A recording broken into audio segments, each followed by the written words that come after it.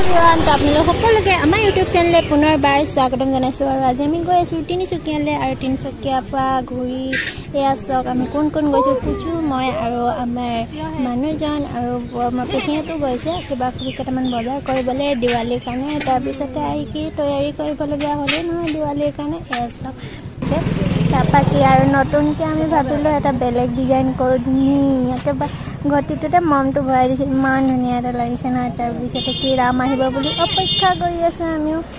তাৰপৰা অপেক্ষা কৰি আছোঁ আহি পাবহি বোলে। আৰু কি আৰু দিৱালী ধুনীয়াকৈ চেলিব্ৰেশ্যন কৰিলোঁ যদি মনটো ইমান ভাল নাই। আৰু এইটো হৈছে আমাৰ টমৰ জন্ম হৈছিল 14 ছেপ্টেম্বৰত আৰু মৃত্যু হৈ গ'ল ডিচেম্বৰ মাহত। আৰু বোৱাৰী মানুহ যেতিয়া যিমান দুখ হ'লেও দুখৰ হেৰি কৰি থাকিবতো নোৱাৰোঁ, পূজা পাতলতো কৰিব লাগিব।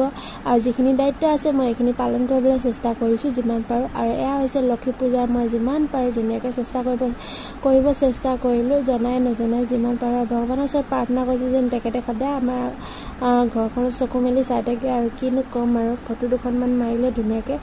আৰু এয়া দেখিছে নহয় লক্ষীমাক একদম ধুনীয়াকৈ সজাই মেলি ল'লোঁ চাউলত। তাৰপিছত কুকুৰ তিহাৰৰ ভিডিঅ' বনাবলৈ নহ'লে তাক দেখি, আৰু সি ধুনীয়াকৈ সেৱা কৰি আছে। এইটোৱে লাষ্ট ফটো আৰু ভিডিঅ' আছে।